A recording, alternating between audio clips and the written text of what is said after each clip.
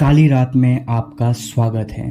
दोस्तों, आज की कहानी ट्रक ड्राइवर महेश जी की है।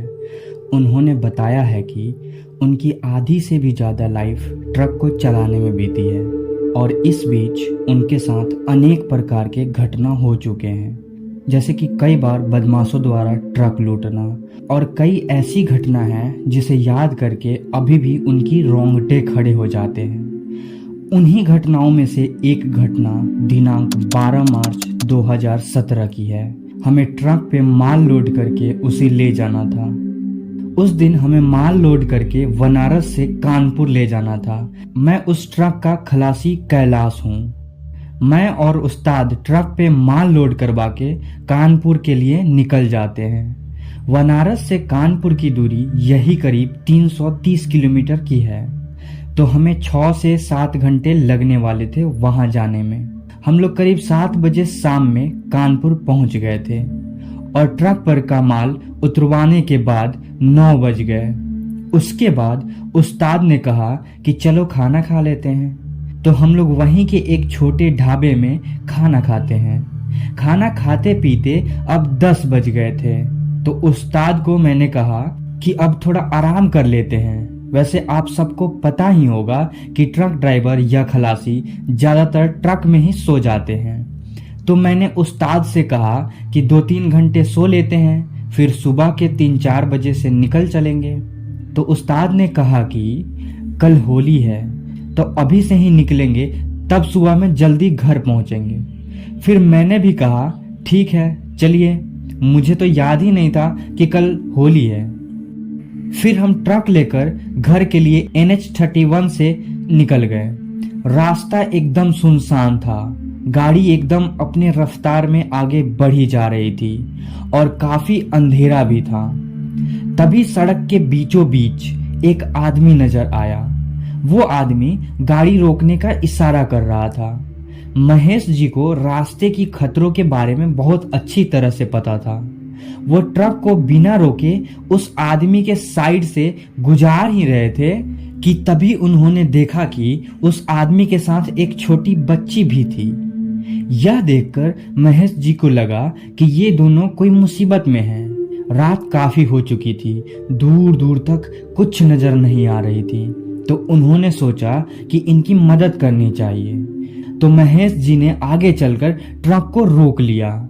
जब महेश जी उन दोनों से मिले तो उन्होंने देखा कि वह छोटी बच्ची और वो आदमी बहुत घबराए हुए हैं। उन्होंने उनसे घबराने का कारण पूछा, तो वो आदमी बोला कि पहले आप हमें यहाँ से ले चलो, फिर बताता हूँ। यह जगह बिल्कुल सुरक्षित नहीं है।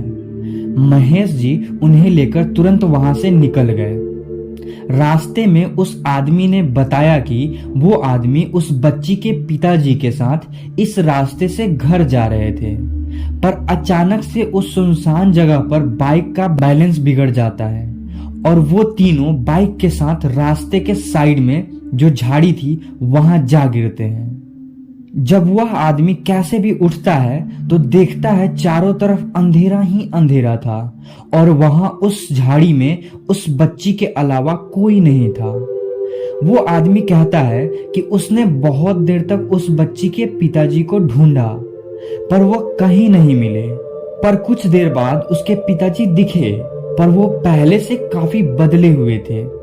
उनका चेहरा काफी डरावना हो गया था। उन्हें जब वो आदमी घर चलने को कहा तो वो हवा में उड़ने लगा। यह देखकर मैं और यह बच्ची काफी डरने लगे। चारों तरफ बस जंगल ही जंगल था और साथ ही काफी अंधेरा था। इससे और ज्यादा डर लगने लगा।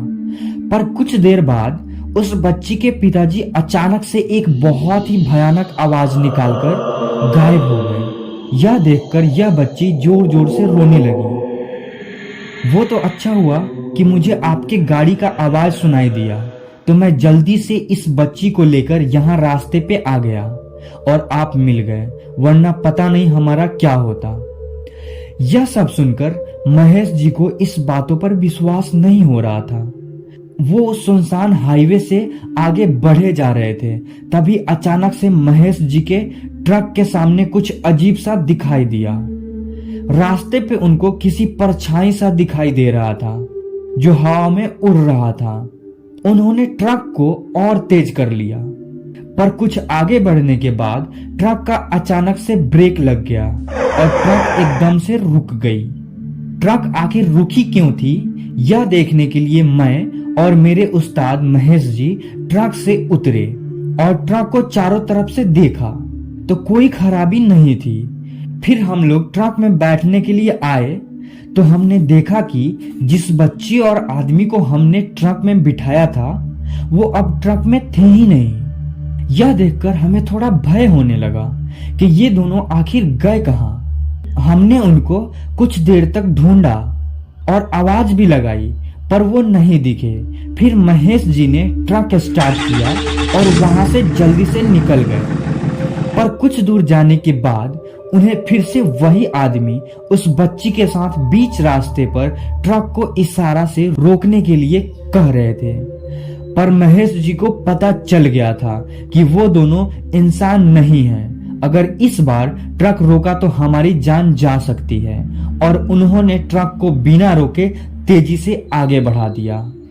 दोस्तों, यह कहानी बस इतनी ही थी।